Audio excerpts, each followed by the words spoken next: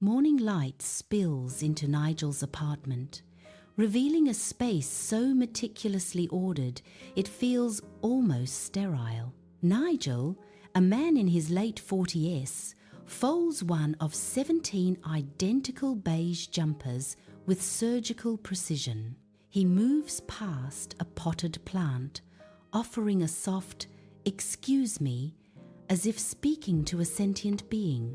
His profound aversion to confrontation is evident in this small, quiet gesture. Under clear skies, Nigel walks a bustling high street, an umbrella clutched tightly in his hand. An automatic door slides open and he waves apologetically at the unseeing mechanism. He nearly bumps into a lamppost, whispering a sincere, almost reflexive, "Sorry." His self-effacing politeness shines through, a peculiar habit amidst the urban rush. Nigel steps into the bakery, enveloped by the warm, sweet aroma of fresh bread and sugar. His eyes widen at the sight of an unusually long queue snaking through the shop like a pastry dragon. With a resigned sigh, he takes his place at the very end, a silent testament to his pastry-loving patience. His gaze drifts over the glittering display cases, imagining a national pastry event as he waits. Nigel stands at the bakery counter, the last customer, a silent figure in the fading light. Jenna, the cashier, her eyes heavy with exhaustion, gazes at Nigel with an intense, profound relief. A single word escapes Jenna's lips, filled with an unexpected urgency. "You're here!" Nigel blinks, utterly bewildered by her fervent reaction, a flicker of confusion crossing his face. He takes an involuntary step back, his brow furrowed, a hesitant, "I am?" escaping him. The air crackles with an unspoken tension, an odd connection forged between two strangers. Before Nigel can clarify, the shop manager, a harried man in a flour-dusted apron, grabs his arm. Nigel glances around, his eyes widening at the sight of numerous pigeons strutting confidently inside the bakery. One particularly brazen pigeon aggressively pecks at a fresh croissant, a feathered thief in action. The shop manager, visibly distressed, exclaims, "Thank goodness, the pigeon situation is getting worse." Nigel, bewildered, attempts to correct him. "I think you may have mistaken me for someone else." A blur of feathers and frantic energy, a pigeon swoops directly towards the manager's face, a sudden, terrifying aerial assault. In a moment of pure, unadulterated panic, Nigel instinctively raises his umbrella, a flimsy shield against the feathered menace. With a soft thud, the pigeon harmlessly bounces off the umbrella's fabric, retreating as quickly as it appeared, leaving stunned silence. In the hushed bakery, a wide-eyed Lily whispers, "He's the Birdman," her innocent words echoing with unexpected reverence. A lone, deliberate clap shatters the silence, then another, and soon the entire bakery erupts in a thunderous applause for Nigel. The high street pulsates with an electrifying, unusual energy, a palpable buzz filling the air. Nigel, utterly overwhelmed, is swept forward by an eager, surging crowd. His protests are lost, his words swallowed by the excited murmurs of "Birdman" and "He's our only hope." The crowd propels him onward, a tide of fervent anticipation and desperate hope. Inside the vibrant florist shop, the air hums with the rich, sweet scent of blooming flowers, a fragrant symphony. Nigel, still visibly flustered, stumbles awkwardly, his foot catching on a watering can in a clumsy ballet. A dropped bag of flower food erupts in a dramatic cloud of white, dusting the colourful petals like snow. Suddenly, 3 pigeons burst from the shop door, flapping wildly.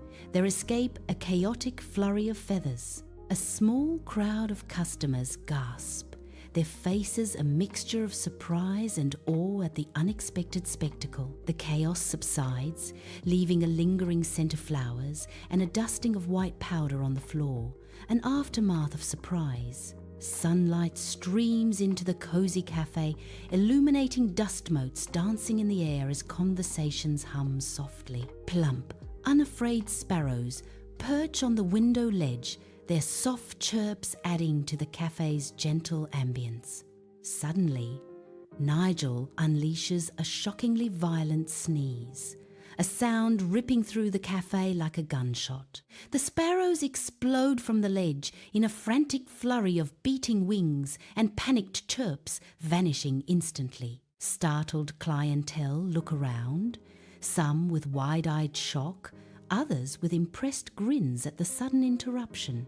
Nigel discreetly wipes his nose, a silent testament to the unexpected power of his sneeze. Nigel stands at the bus stop, a palpable aura of discomfort, making him an island in the bustling crowd. Two aggressive seagulls, mid-flight, suddenly veer away, as if repelled by his mere presence.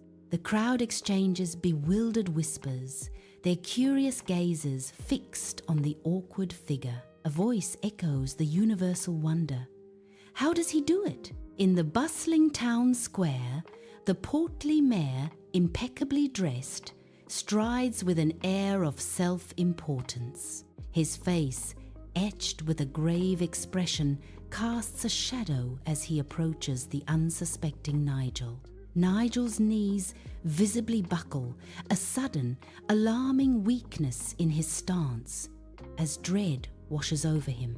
The mayor's stern gaze fixes on Nigel, the weight of his words palpable. The town square has been overtaken by geese, the mayor declares, his voice resonating with grim authority. Nigel's face pales, the absurdity and gravity of the situation hitting him with full force. Under the town's watchful eyes, Nigel reluctantly steps forward, every movement a struggle against unseen judgment. A menacing goose, neck outstretched, hisses a fierce challenge, its beady eyes fixed on Nigel. In a frantic burst of panic, Nigel snaps open his umbrella, a shield against the feathered fury.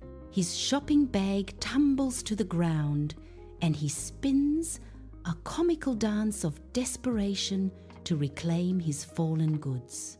Nigel strides across the bustling town square, a picture of composure, until a discarded leaflet becomes his undoing.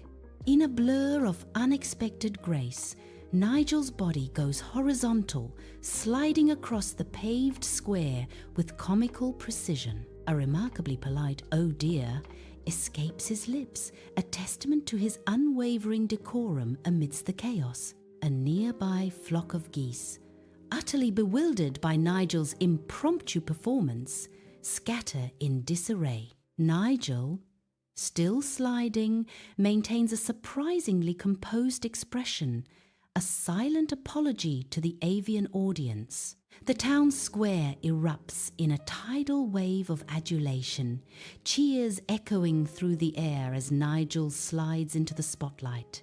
A tinny, yet undeniably heroic melody blares from a phone, adding a dramatic soundtrack to Nigel's moment of triumph. A newspaper photographer, a ghost in the periphery, raises their camera, capturing the unfolding spectacle. The camera flashes, freezing Nigel mid-slide, his expression a mask of manufactured heroism. His tie, a vibrant banner of victory, flaps dramatically in the wind, a symbol of his audacious performance. The perfect heroic shot is immortalized, a testament to Nigel's theatrical prowess and the crowd's rapturous applause. Amidst the scent of old wood and sweet pastries, Nigel stands before a beaming mayor, utterly shell-shocked. The polished brass of a ceremonial key to the town glints under harsh lights, reflecting Nigel's wide-eyed disbelief. The mayor's voice rattles on with bizarre offers, including 3 marriage proposals from eager townspeople. Nigel, still reeling, politely declines each offer, accepting only a humble sausage roll from a passing tray. As morning sun paints long shadows, Nigel strides down High Street, shopkeepers nodding in deferential silence. Birds, usually bold, give Nigel a wide, cautious berth, sensing his unique presence. In the town square, a slightly bewildered statue of Nigel, umbrella poised, stands in quiet tribute. True to form, Nigel murmurs a soft apology to a park bench, his gentle nature, a constant on the bustling street.